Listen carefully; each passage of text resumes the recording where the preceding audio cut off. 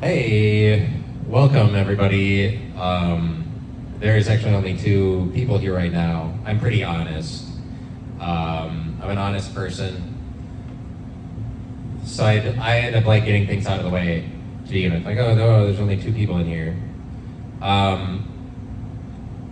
That's all right. This is the first live taping of Currency, my podcast. I've done 135 episodes so far, and this is number 136, and that number, 135, is a better number. It's divisible by more things. Like 9. Yeah. But it's not it's kind of weird. Like, I'm used to doing stand-up, so I gotta remember that it's the same as me talking to my audience from before, and that it's not necessarily all that performative. But let me tell you about my podcast. It's called Currency. What I want to do with it is I want to turn it into a currency eventually. So it's me and Anna, the bartender at the Crescent Lounge, are the two people here. Anna runs the Crescent Lounge, and she was kind enough to give me this opportunity. And so it's exciting.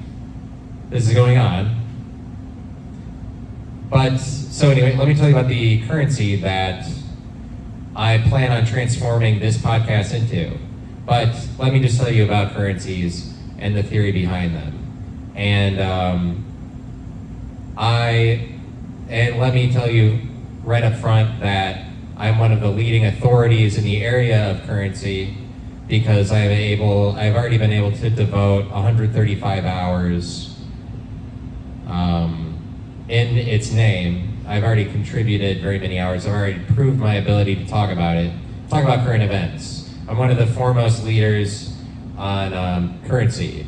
But, part of the problem is just saying that you have the authority over something in a world that doesn't like you saying that you have authority. It's a very authoritative world, very authoritarian structure, and it works out to be a socialist ultimately. But it's authoritarian, and by that I mean the people who lead the world, they have a lot of like honorary doctorates, they have a lot of titles. It's a very title-driven kind of world. But so basically, this podcast, I plan on turning it into a currency. I have a certain vision for it. It's the same as, like, the US dollar is a currency. And what I want to do with mine is I am going to make NFTs. I'm making it into a cryptocurrency, because cryptocurrencies are like bullshit extravaganza universe. You can really do anything that you want with them. But in the same respect as that, the US dollar is, it's just backed by confidence that people have in it. It's just backed by like faith that people have in the US dollar. It's ultimately dependent on the market, how much products and services that the United States is able to produce. Or in other words, how much material is flowing out of the United States, and like how much materialized goods or sort of like monetized goods that they're able to produce. And it's dependent on the rest of the world perceiving the United States to be the best at sending out the most goods and services. Is like the US dollar.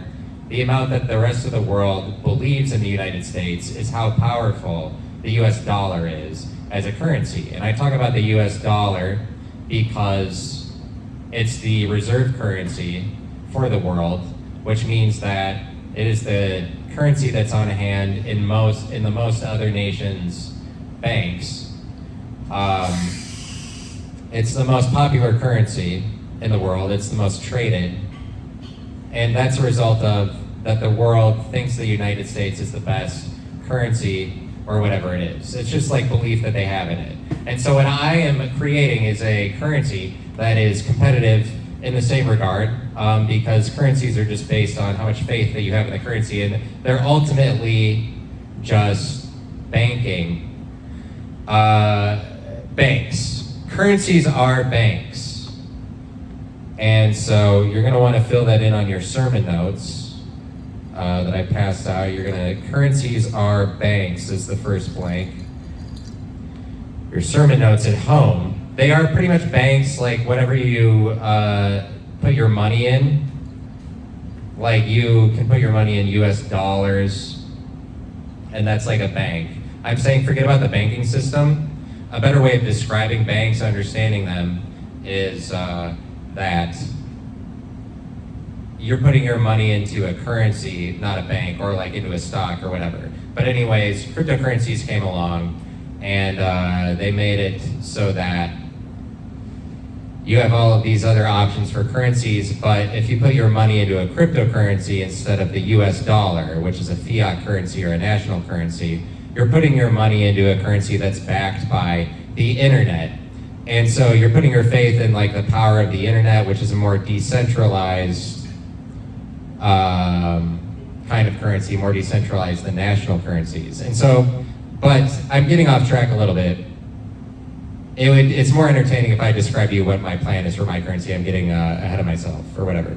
I'm just giving you too much like extra information. Because it's more fun if I say, it's more fun to say like the thing that's first on your mind, like the thing that's on the top of your mind. If I'm trying to fill an hour, sometimes I add in extra information that's not interesting to people. And so my job is just to be interesting. And money is like that. It's just very interesting. It is very concerned with interest. So anyways, I haven't done it yet, but I am gonna create NFTs based on drawings that I make. And they will be like sort of funny or whatever it is. I mean, it's whatever. The point is that I can do whatever I want with it, with the NFTs that I make. But so if I come up with a good theme for my NFT collection, then people will want to invest in it. But essentially, it's a currency that's going to be backed on the faith of me continuing to make this podcast. And it'll be the first cryptocurrency podcast in the world, which will be, is the equivalent to like the way that Bitcoin is the first cryptocurrency. My podcast will be the first like podcast cryptocurrency, and I will start by backing it with NFTs that tokenize episodes of this podcast. And so what I'll do is I'll make a drawing that's related to an episode, and it represents the episode, it tokenizes it, and it's a bullshit extravaganza for sure, but that's what cryptocurrencies are, and lots of people put money in them. Believe me, I mean, I'm not gonna sell you on it. What do you think, Anna? What do you think about cryptocurrencies? I think it's cryptic. Yes, it is cryptic, and that's what you want with a currency. That's why the U.S. dollar does so well, is because the U.S. government is very cryptic. They are able to sell that, as far as anybody else in the world knows, even just as far as Americans know, the U.S. government is hidden behind all kinds of walls of whatever. It's very undefinable what's going on behind the walls of government. I worked for the United States government for 7 years, and so I know all about the US dollar as far as you know. But anyways, like people, when I worked for the government, the trope is that like, oh, we don't want to get on your bad side, or they just treat me in this mysterious fashion. Where it's like, oh, secrecy, it's got to be enshrouded in secrecy or whatever. And that is what characterizes the US government. That's what characterizes the US government is secrecy. And they're able to use that to make it that that's what makes their currency so powerful, is that people believe that they don't know anything about what the government has authority over. But anyway, so what I'm gonna do is make a currency that, I gotta sell my currency, and so I'm beginning that process by taping live instead of just where I was taping before. And so currency is good. You're gonna love it. Everybody loves it. Who doesn't love it? I'm not a tool for making a cryptocurrency. Don't even let that thought enter your brain. No. It's actually really cool. No, it's not. I'll tell you that right now. It is not cool to make a collection of NFTs, be like, this is a serious thing, or whatever. But the thing is that uncool doesn't get enough play as it should.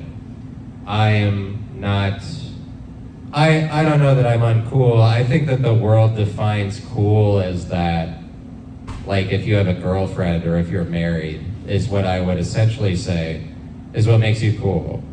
I don't currently have a girlfriend, so it's like I'm currently uncool. I'm just saying, what I'm saying is that that's the most basic way of getting at it. I think that it's kind of like a fake sort of invention, whatever cool is.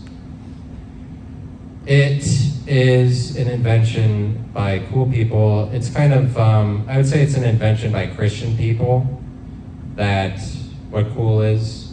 And then whoever else is influenced by it is just influenced by Christian people, because Christians have a lot of influence in the culture. It has to do with like, Christians are cool, they don't, they can't really, I would say they can't really rise above that moniker. They would have difficulty doing so because they're not in the world. They are outside of the world. And so they have to judge what's happening in the world and be like, and try to mimic it as best they can where they are. So they kind of are only ever in a position to mimic cool because they choose to be separate from the world. But it's more about that, like, you're always cool when you're not a sinner, essentially. I would say that like sinning is what makes you uncool ultimately. Maybe more in like a conservative, controlled environment. What do you think, Anna? Why are we attracted to the bad boys and the sinners? Yeah. What makes them cool? They seem to get all like the leading roles. Antagonists. Can you give some examples? The bad boys. Yeah, it's true. Sorry. That TV show Lucifer, or like Lost Boys, or Stranger Things. That would not be an example. Yes, that's true. It is like the bad boys. Bad boys are pretty cool. I feel as though, yeah, maybe it just depends on the climate. I think that this current climate, it got Christian again. And it got Christian because Elon Musk bought Twitter, and he's making things conservative, basically. Yes. Media was liberal for very many years. Elon Musk bought Twitter. Elon Musk operates as a conservative because he's an individual. And conservatism is very individualistic, it's capitalistic.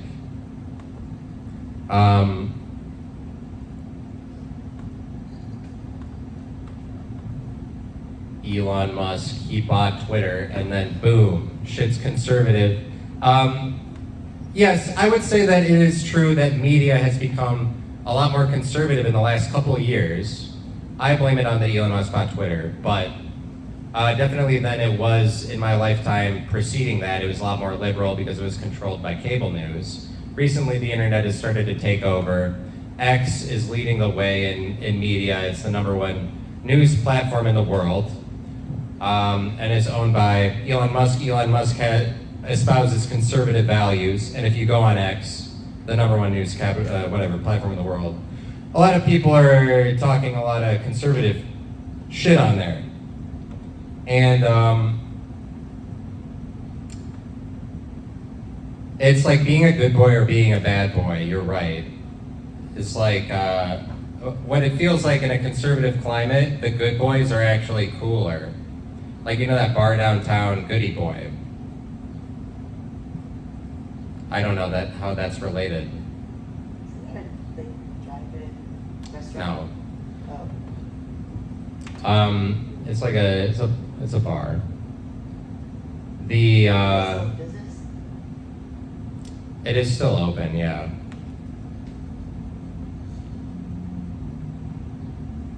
It's like hashtag bad. Hey, Google it. Is it part of, like, Standard Live, that whole conglomerate?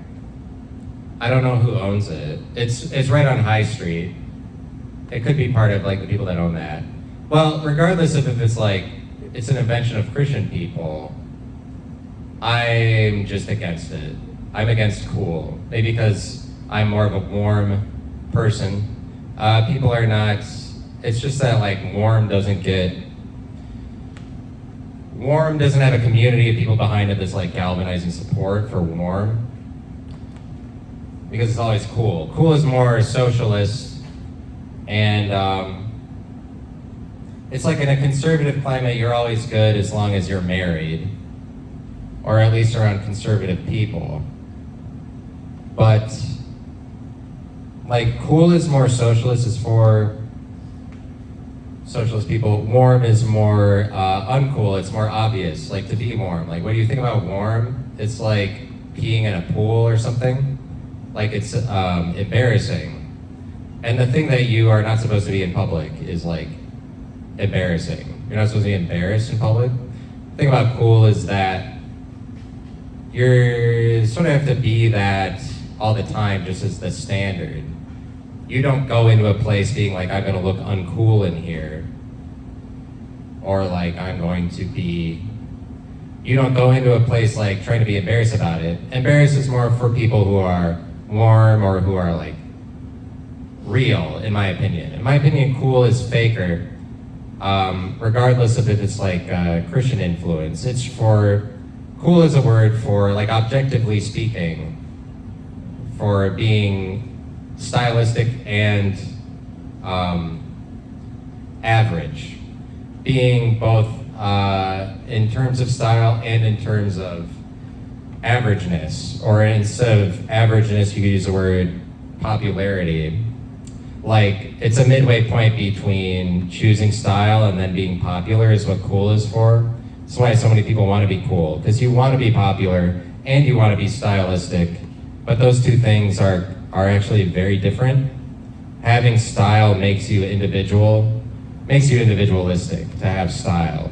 The more that you go in the style direction, like the more style you have, is the more of an individual that you become. But like popularity is for people in the middle. Cool, in my opinion, is right in the middle between stylistic and popular, because it is a choice to be cool. The reason that it's a choice is because it's the opposite of warm. You're choosing to not be warm to be cool. But what most people don't recognize is that like that it is a choice, just because warm isn't like an option. That's not something that people think about. Warm is more uncool because it makes you more makes you sweatier. Makes you more, like, if you start to go towards hot, it makes you more uncontrollable and angry, or whatever. People don't like angry. They prefer for you to be cool, just like in public. So it's not cool to be angry in public. It's not cool to be hot in public.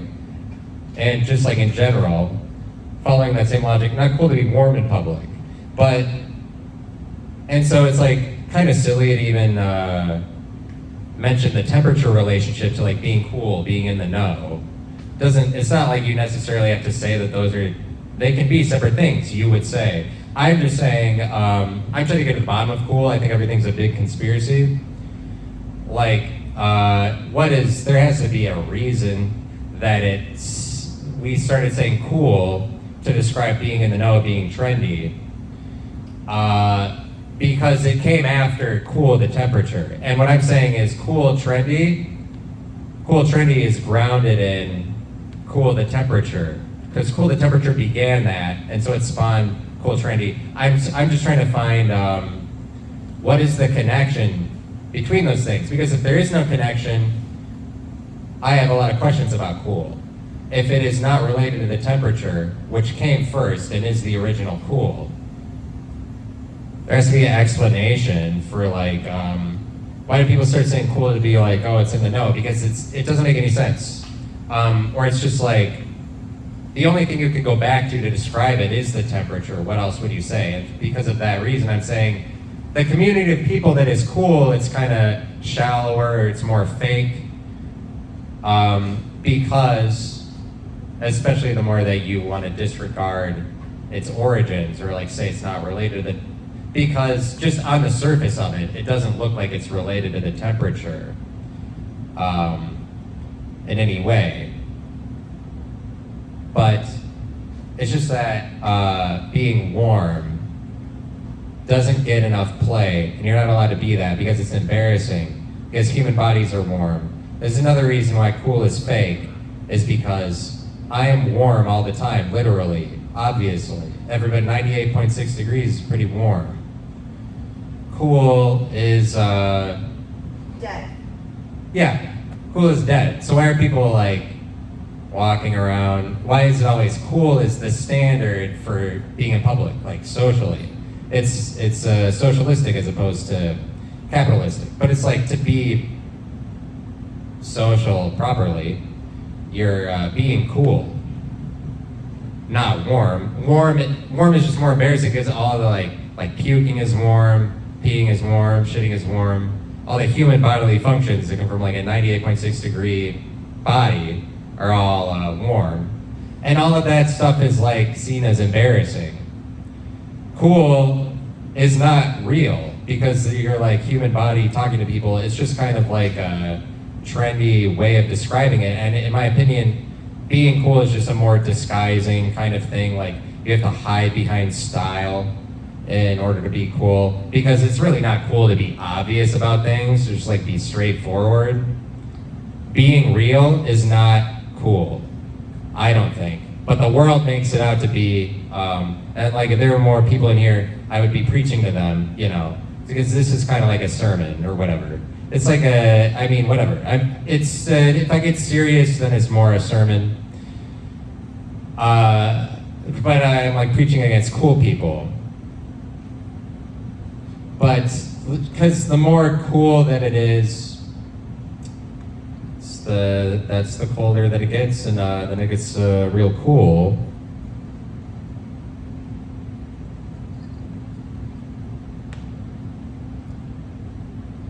I'm just saying, like, there are a lot of people that are not cool. Maybe half of the people in the world. I would say I'm not a cool person because I just kind of like say things directly. Like I'm speaking to the moment, very current or whatever. There's like current more so.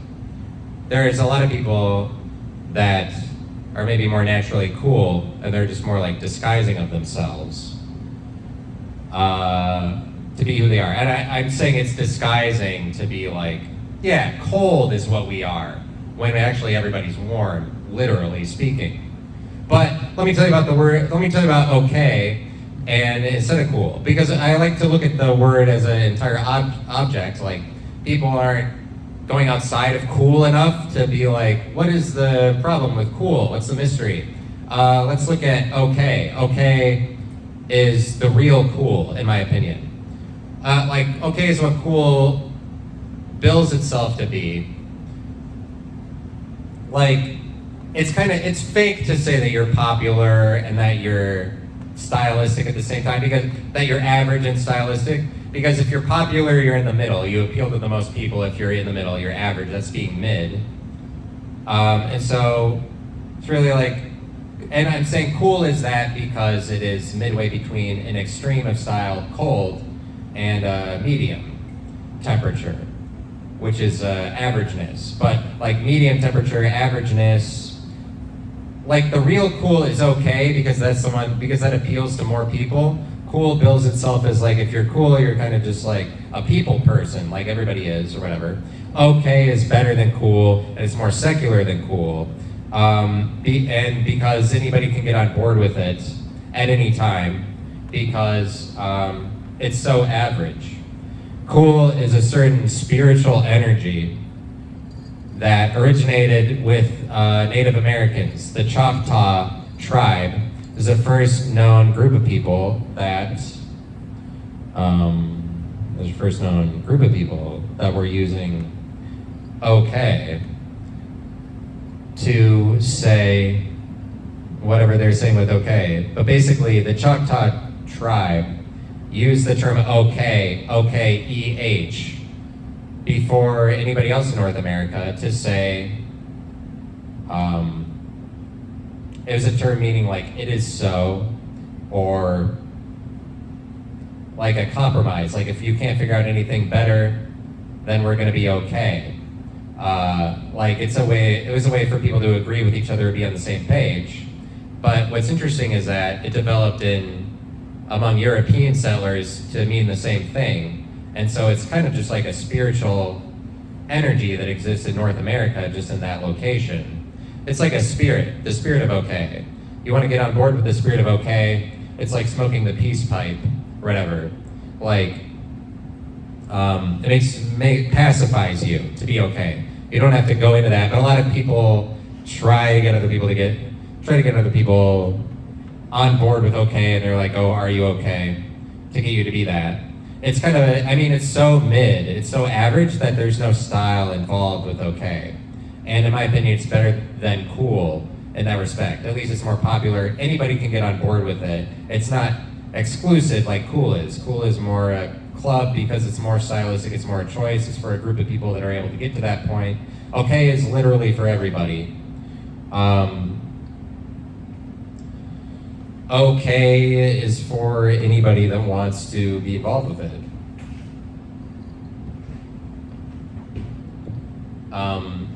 But okay is very mid in that regard. Hello. What's your name? Dawson? I'm shooting a live podcast. Oh shit, I'm sorry. Yeah, I know. You're good. I know. Anything you want to do. Since you're the first patron here. Whoa, anything? Yeah, I guess I'm overstepping my bounds. I'm getting a little carried away. Would that be cool? It would not be cool. Yeah, what I just said, yeah. But the thing is, like, when I'm on stage, then things just, now we can be uncool. Then that's an opportunity that mostly anywhere else in the world you don't get. Because you're kind of expected to be cool all the time. And now that I'm on stage, uncoolness can happen. Or whatever it is. But I'm not gonna advocate for like anybody stealing whatever. But that's what but that's what I'm saying is like, it's kind of like being a sinner is sort of uncool, like socially. You kind of get shamed when you do sins and whatever. Like that's not cool to people. Like if you steal and then you get put in prison. You get put in prison, that's not cool. You wanna be like out in the open or whatever. It has to do with like staying within the bounds of legality. And it's cool to be like legal or whatever. And it's socially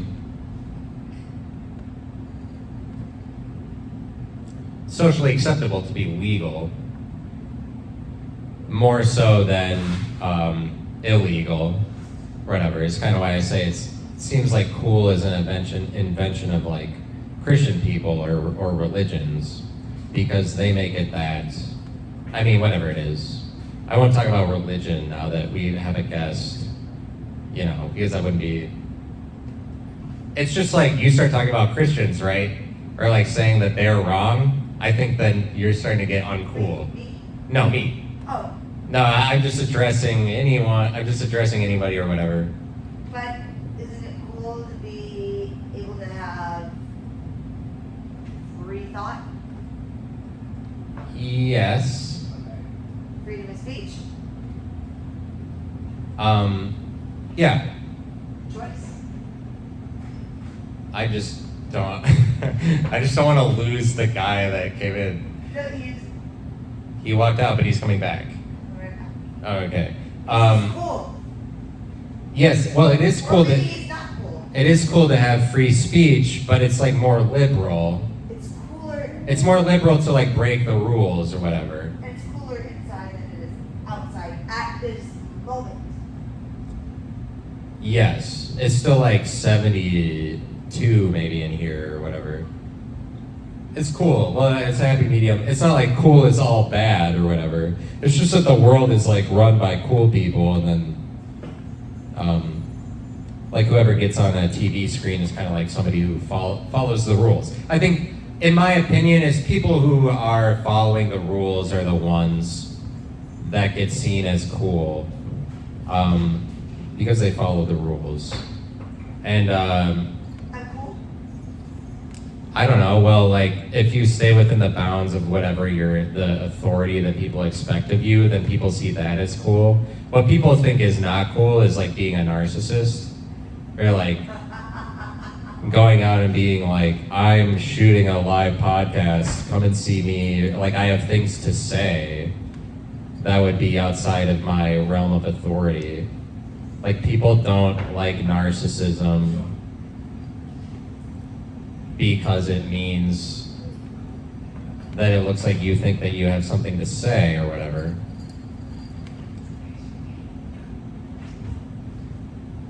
Hello, hey, what's your name? Hi, nice to run into you. Yes, nice to run into you. I'm shooting a live podcast that is the first one I'm doing that's live. What I did was, it's a podcast I make, it's called Currency, and I just like talk for an hour. And this is the first one that I'm taping live. And and the goal is just to like talk for an hour, because then at that point you like came up with material or whatever. And so oh, thank you. Yep, and then if there's like few enough people, then the audience starts to become part of the entertainment. But I mean, I have enough material prepared that you don't even have to do anything. That's how knowledgeable that I am. I have an incredible knowledge bank of all kinds of things, all kinds of knowledge, the knowledge of good and evil. I went to church until I was 25.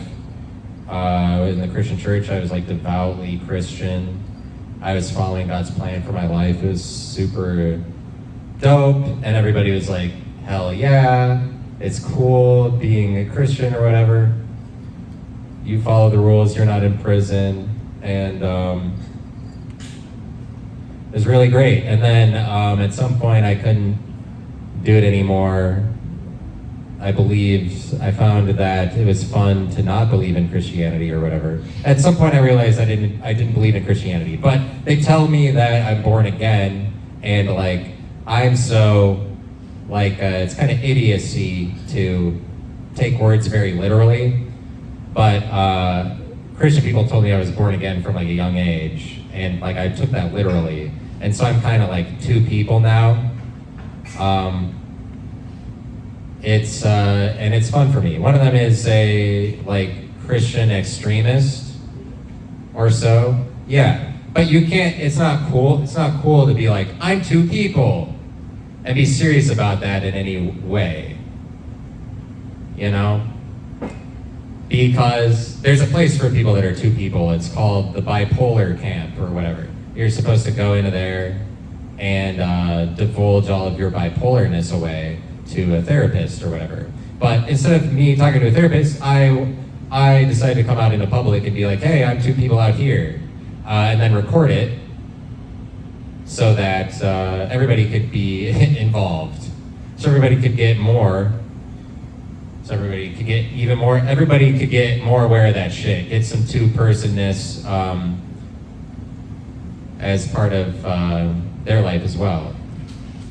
It's just a gift, you know, it's a gift that I was given. Gift of two-personness that I get to share with other people. I'm very generous to be able to share that. And I am very happy to share it.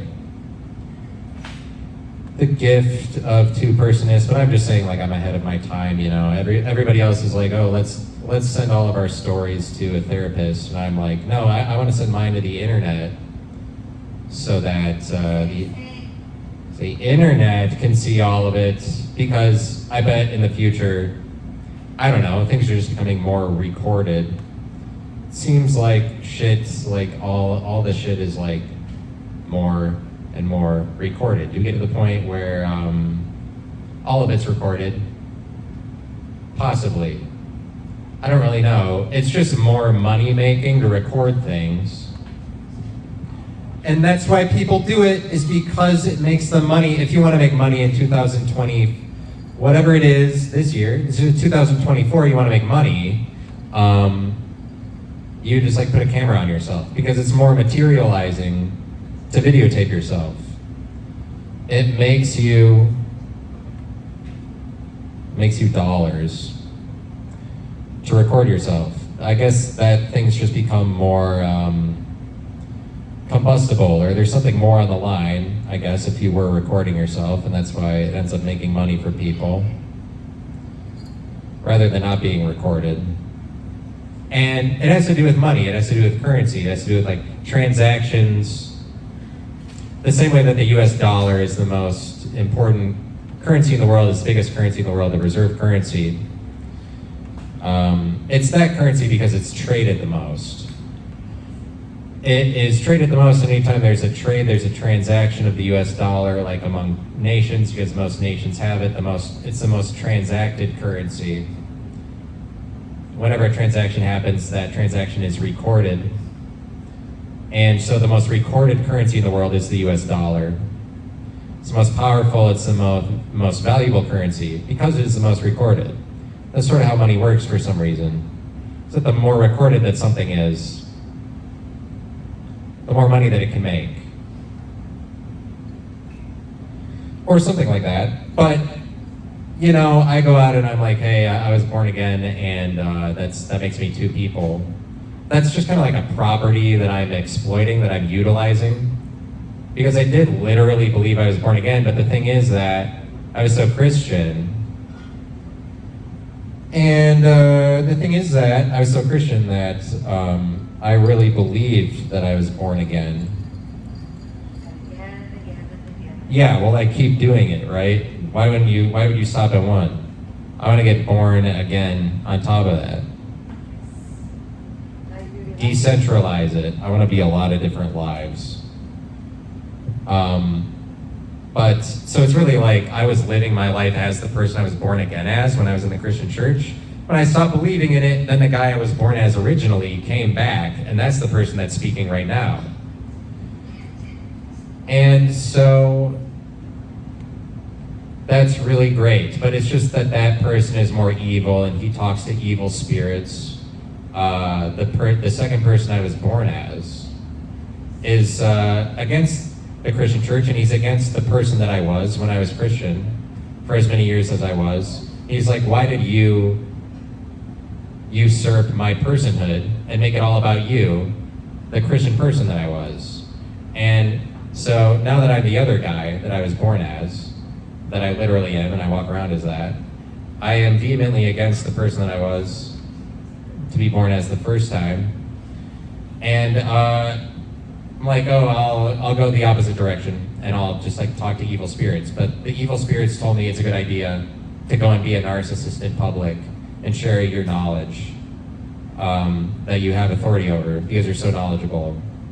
So I like to thank this episode is dedicated to the demons that spoke to me and told me to just keep talking and keep saying something above whatever. I think that it's a lot of judgments that keep people from just like saying whatever it is that they want to say. And I think that those judgments kind of come from like the Christian church or something. I think they come out of the church. The judgments to like not be a narcissist or whatever. You know, to not speak out of terms of your own authority. But I wanted to say that my name. Oh shoot, I'm not drinking at a fast enough pace, honestly. If I was more drunk, this would be funner. I get that it's not. I wish it was more fun. I wish it could be fun all the time. Like when I do stand-up comedy, I wish everybody would laugh. It's really like I kind of more of a niche audience, but it's always upsetting when like not everybody laughs. But I should get over it because it's like Yeah, whatever. These are just more negative things that I'm saying. Like, my flaws, the things that are not good. Like, I don't appeal to everybody. As I was saying before, I'm not cool, but that's too bad. Like, I'm more of an obvious kind of person. I'm more of a warm person. And warm people. And I gave a long spiel about being cool before anybody else arrived before Anna. But I guess I won't go back into it. But what I started into saying is that this is a very authoritarian world. And my last name is Connor, and what's funny is that nobody would be like, you have the authority to con people, even though you were that every single day of your life. I've been a conner every day of my life. If you were a doctor for 30 years, everybody would be like, we definitely believe in your authority as a doctor because you were that title, because the world loves titles and they love authority. But for some reason, that same authority doesn't come through when it comes to people's names. Like, if I'm Matt Connor, everybody would think I was crazy if I thought I had the authority over conning people. Even though this is the thing that I've been by title all the days of my life, and I have to endure the stigma of that. It's not like it's complete bullshit that I would say that being my last name is Connor means that I'm a con man. What if I start using that? What if I'm like, oh, I am a con man because my last name is Connor? And I could use that because I do have to endure the stigma of people looking at me and being like, oh, is he at the end of the day being a conning sort of person just because his last name is Connor? I can't control any of that or whatever. People be like, oh, this guy, and so that's why I'm out here right now. It's really just a con, like stand-up comedian. It's a lot of conning. Being up on a stage is a lot of conning that people do, trying to convince everybody that you have a reason for talking. Trying to convince people that you are like to be listened to is a lot of conning that people do. But I just wanted to mention this about like people and their relationship to last names.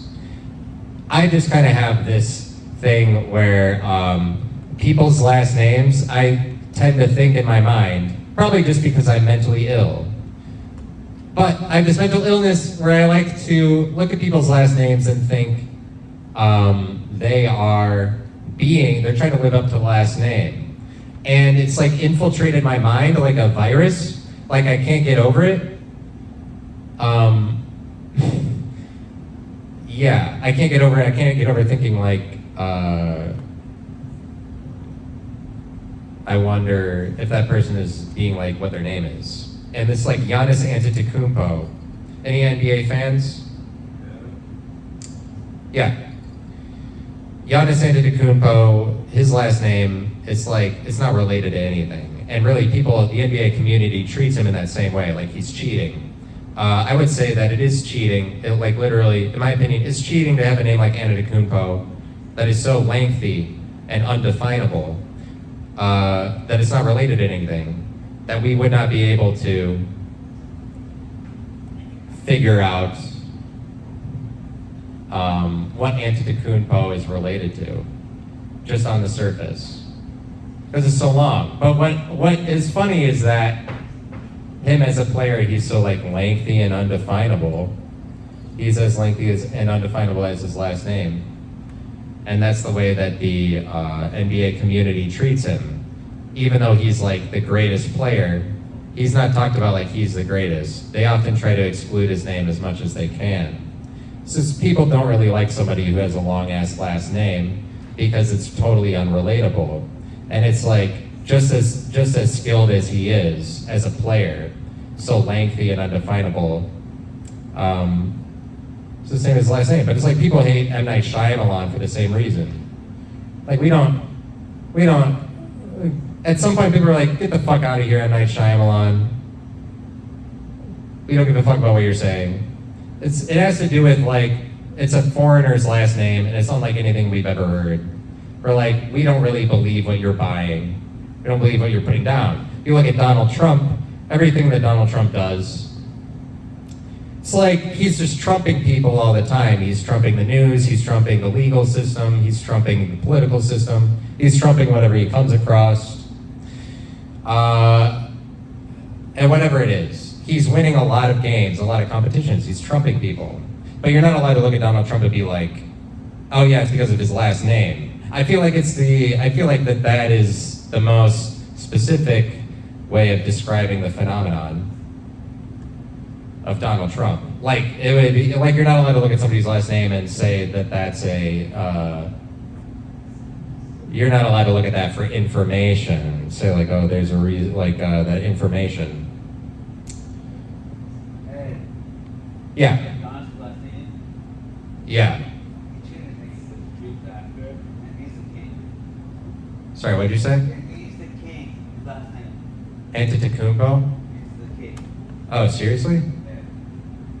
I would like to know how Antetokounmpo. He says the king, the crown, royalty, are constancies. That's interesting. I'd like to know how that's like compresses to the king. Sorry, what did you say? The king and what else? It says the king, slash the crown, slash royalty, are constancies. Crown royalty. Yeah, I would say that's another. If people knew the definition of it, they don't really like that either. Somebody who's posing as royal. And he is above people in that regard. He's basically better than everybody else. He is a lot more royal than basically every other NBA player or any basketball player. And he lives up to that name, I would say. He is the king. I do happen to be a Bucks fan, but people don't like that eliteness where you're rising above people to that degree or acting like you are, or whatever it is. It's unrelatable to be a king. It's unrelatable to be royal. It's unrelatable to have a long-ass last name that we're not like, I don't know. It's mostly I just bring up these points because I tend to view the world as it's a stage and you're just like a character on a stage, like a performer. If you allow yourself the ability to not make it religious about heaven and hell, if you're like, oh, it's a closed circuit, it's just my life here, then that's the point at which the world is just a stage for you. And you're just like a character performing on the stage. And if you want to make it that simple, not everybody does. A person's life is kind of like a song. And let me just be faux profound or whatever. A person's life is like a song, and then people come in and out of your life to like accompany it. Some people are in your life so much that they are an accompaniment for the song. They're like an instrument that plays throughout the entire song. Some people are in your life and they come in and they drop a verse or whatever. And then they drop a verse and then they get out of there. I'm saying the way that people influence you, it's a work of art, it's a masterpiece. If you say that your life is just like a closed circuit, if it's just this is all that we have, then you are kind of like working towards a masterpiece. If you're going to be that secular, if you're going to be that godless about it, I tend to get kind of godless, just talking about myself. It's godless. It's godless to be like, I would have something better to say. I don't think that there is a God. I think that like people are God. What do you think? What do you think? What do you think about God? What if God You wanna ask was me? one of us? Yeah.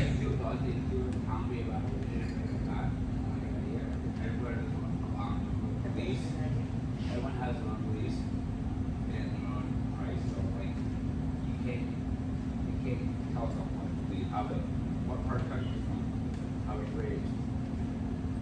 Oh yeah. All one chain everything. And we're very caught in stuff we have, like but you were talking about religion, name religion, like Christian, Catholic, that's it. Jewish, like whatever. Mhm. They all believe in the same thing, same person. They all believe in Jesus has a higher power. The only thing they fucking argue about is how we got there. And religion we use as a threat for war. So we have different Okay. names for the same thing. Like all paths might be they all, it's just like how they got there. How Jesus became the higher power. How, Jesus wasn't even Christian. I know. Right. You're Christian Bible. We didn't mess with Bible. We were Catholic. Yeah. Just like everybody has. Okay, I read all the Bible. I have. Just because Uh-huh. of curiosity. The only thing that difference is they all believe in Jesus as Lord and Savior. Yeah, as a savior. But how we became in power. That's the only difference about those religions. I think they all believe in the same higher power, but the only thing they argue about is how we got there. And then there's war power. That's my Yeah, like everybody has a different interpretation of Christ. Yeah. Did you see? It is. I feel like Christ is such a huge player in terms of all world religions. Like even if you're not Christian or whatever. my point. Yeah, Christ really gets a lot of the play, and it has to do with what I'm doing up here, like the narcissism. What about you're in Africa? What about you're in the Middle East? What that they don't like. Depends on what part of the country, what part of the world you're from. Oh yeah, yes. It depends on where you were born, what you grew up believing, and then Did you see my? what you were taught when you were As a younger. comedian, I would recommend not talking about religion because it's. Oh yeah, it's not a comedy podcast. I know, but I'm saying in general. It's currency. It's an exchange. Politics and religion. I Yeah. don't talk about it a lot.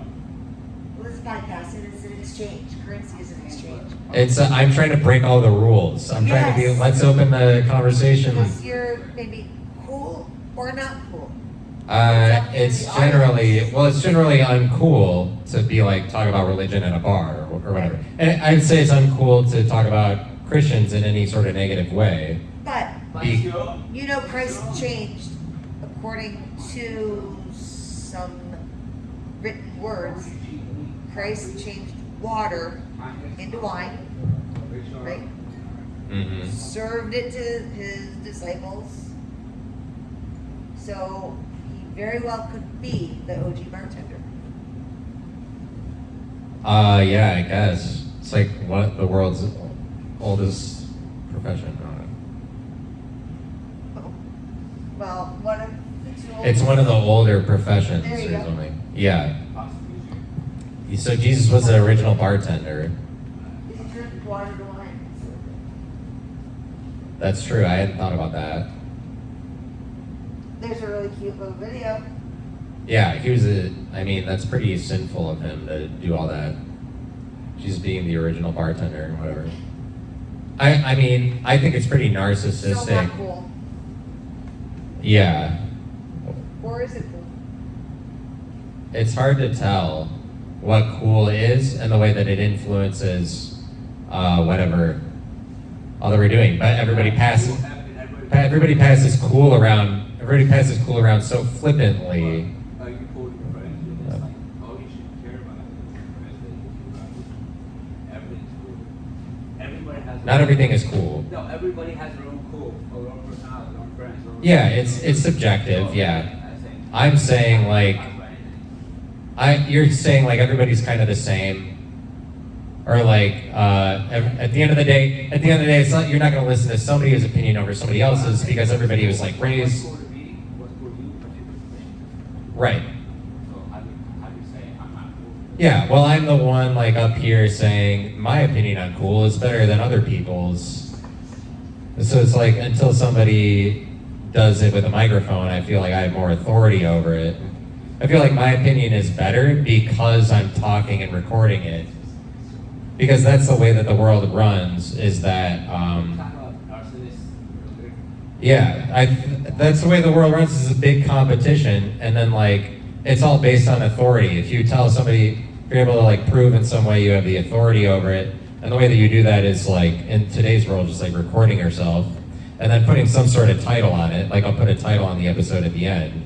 But because I am willing to go and do this, it's riskier to do that. I have grounds to say that my opinions are better. But it's not like, and that is a narcissistic thing, but it just comes from a viewpoint where I'm saying the world is very competitive, and in the same way that any company is competing with another company, you can't ignore the competition that exists. It's really just a bunch of people arguing that they have a better opinion than somebody else, like on social media, whatever. Like Twitter is just everybody arguing to say that their knowledge or what they're saying is better. It's a big competition, and so I tend to view it in a more competitive way, that everybody is at different levels, that they are equal. And that's like the position that I come forward with. So like I have a better. T-shirts. Yeah. Yeah, sorry, what'd you say? Act my age, yeah. Oh, 31. No, I don't think that's what you're saying. Ask my age. I'm 31. But it's a generation gap with my grandpa and my dad. Uh-huh. Like, that's the thing. Oh. Yeah, he said it's a generation gap, but he was saying before everybody, like it depends on how you're raised, like what your religious views end up being, which is true, you know. It's like totally true. Like my nephews, I can get on, we can't get out of the house. But we're talking about. Yeah, what do you say? He's saying that it's a generation gap, maybe like, is it more a younger generation to be like self-absorbed? No, it's like me, you couldn't get kids out. Now Uh-huh. you get kids out. Yeah. Because what's it called to them? Mm-hmm. The evolution of They're stuck inside because of video games. And like it's become so, the internet has made it so socially acceptable to not go outside or whatever. They're cool. It's cool to be like online, just doing like video games. For the kids of today, they can connect all through like social media. So it's just like become this social norm, just stay inside all the time. Cool or not cool? It's cool for them, I guess, Not yeah. cool for me. As a mom, not cool. But like capitalism, man. But I'm saying like Jesus is a narcissist more than me. He already like won the narcissism game. He already won the game. And so we're all, if you're like a stand-up comedian, I feel like it's like a miniaturized version of what Jesus did a little bit. But if we get in the territory of like things are very socialist, like everybody is the same, then you're losing. You're losing to Jesus or whatever. But it's like that's what I'm doing is like. It's not that different from. I'm just saying like, oh, people should follow me. They shouldn't follow Jesus. And it can get as narcissistic as that. It gets as narcissistic as I'm able to put words to it. It's like, people that know me, they should stop following Jesus. And they should follow me because I have better things to say and I'm right in front of them. What's Jesus telling you right now? Fucking nothing besides what you say in your head. Yeah, and he's not on YouTube. He doesn't have 136 podcast episodes. I need to get to 1,000 followers so that I can broadcast my podcast live. I need to get to 1,000 followers on YouTube. So if you would please like and hit the notifications, turn on your notifications, like my episode please, and follow me, subscribe to my channel on YouTube, the Currency Podcast. You look it up, but if you heard about this, you probably have a link to the video. But if you would subscribe to it, that would really help me out. I'm not just like a robot entirely. I actually am. I like it when people. I need the feedback. You know, I like the likes and the follows. You're cool. Yeah. You're warm. You're real. I know. I think that I'm real, and then that kind of works against me a lot of times. Just like people are, and it has to do with like style. People don't understand my style, but they're like, you're not being stylistic enough. That's what the world does to real people. Because real people are kind of misunderstood. If you're being real, you're being too straightforward, people start to get into the territory of saying, you don't have style. And so then, therefore, you are not cool. Because if you're cool, you have to have you have to distinguish style. You can't just be like being straightforward. If your style is somewhat like mine, it's like being straightforward consistently. People don't catch on to that. It's whatever. It's like, there's misunderstoodness for realness is more the important point that I'm bringing up.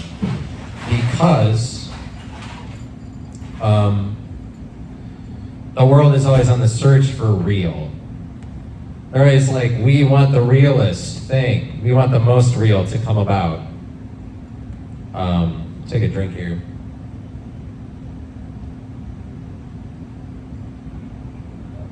If you want to contribute, I can give you the microphone if you want to share. You can be like my guest. It's an open podcast. The episode is almost over. Last thing I posted on Facebook was about 2 years ago. I don't have anything, like, I don't, like, Oh, yeah. If I'm the type of person, if I wanted to contribute to someone, I'll, like, say happy birthday to someone. I don't post, like, if I want to talk to someone, I'll pick a phone call. That's how I operate. Like, I'm from the country, like, original country. Like, that type of thing. Yeah, not so don't get so public about whatever, No, really. like, my life is my life. Like, if I want you to know, like, I don't need people, I don't need strangers on Facebook who need to know whatever, judge me or anything. If you're in my life, in my circle, family, girl, I'll just talk to you, tell you. Yeah. I'll, like, you know what I'm saying? Oh, yeah. I'll send, like, private. Yeah. I'll send Seriously. private. I'll send What's your name again? Dustin. Dustin is saying, if he wants to talk to you, he's just gonna like talk to you in person. It's not gonna be like, Like, I don't need social. or like maybe I don't need social media. you use Messenger or No, I just pick up the phone. yeah, okay, yeah. And you'd say that that's a generational thing. Yeah, that's what. Yeah. I think because like. Yeah, I'm not from that generation where like, That's what I say. That's how or I talk. like. Yeah. When like, shit, I think I had a Nextel or a mobile like I got like my junior year or senior year in high school. But we had pager and shit. My first time on license, we didn't have cell phones. We had pager. Like someone would beat you and like turn over. Payphones. Okay, like that's what we didn't have cell phones. Yeah. Well, that'd be crazy to be in it. Pagers, number, call them back. Like you know what I'm saying? We didn't have cell phones. Yeah, like harder to connect, We like literally we get on the gas same station, page. and call. Yeah, it's like it would be a lot more work. Be a lot more work. Well, I'm saying these words didn't happen. I don't know if when I have them. Yeah, so you grew up like learning more I'm with. saying we didn't have the technology. We didn't have Wi-Fi. We didn't have this. We didn't online games. We didn't have that. Like dial-up came out by the dial-up. Yeah. Was like by junior and senior high school. Like we didn't have gaming. Like, I had Nintendo, Sega Genesis, Atari, like that. Yeah. We didn't have anything in it. Yeah, it's crazy how just like the internet exploded. So like people growing up now are just like, it's like totally different for them. I'm saying who knows what I generation would have had if we had it. Mm-hmm. We don't know because the technology wasn't there. We can't judge on it like I can't do it because I can't do it because I didn't have it. But Oh yeah. if I did have it, maybe that's what. Yes. Yeah. Having the perspective of it. Well, that- I can't because I have it. I didn't have it. Uh-huh. Yes. It's like a generational. That's why I said generation. In my neighborhood, growing up, And you have siblings. I do have an older sister.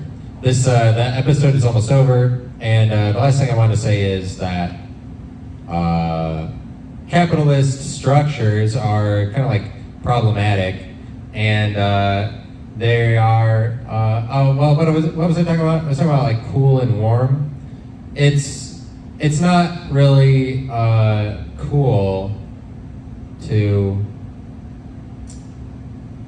Well, whatever. Capitalist structures are like problems that exist, like Speedway. It's kind of like because it is a company that makes a lot of money or whatever it is, Speedway gas station. exists in the world and it has not gone solvent, or in other words, hasn't gone bankrupt, right? Solvency, Franchise. yeah, like those are the companies in the world are problems. Capitalism is spoken about like it's a problem often. Capitalism is a problem in this way. Capitalist companies are problems that have not been solved by society. Society works to solve problems. Society is socialist. Capitalism is capitalist. Like Speedway, the reason that it keeps existing is, I would say that it exists as a problem. And in that regard, I guess the point that I'm making up is, or that I'm bringing up, is that problems are maybe, they're spoken about too negatively. Because the problem is just something that hasn't gone solvent yet. Just like it's not a problem or whatever. And so it's kind of like me going forward. Anybody going out in public and like saying something, like a comedian, it's like they have a problem. People want to treat you like if you have things to say that's problematic, or like maybe you have some sort of problem. Problems are just things that are standing out that haven't been solved yet.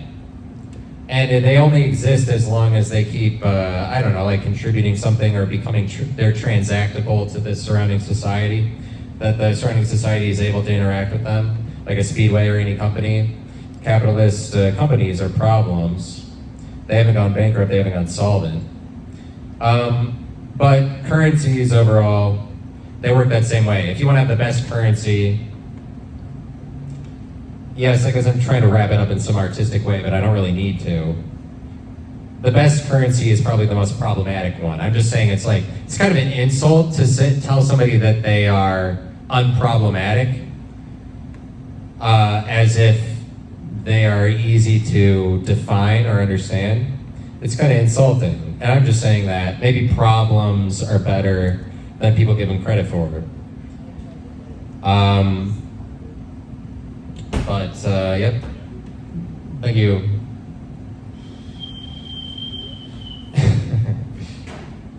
Thank you. Any final words anybody want to say?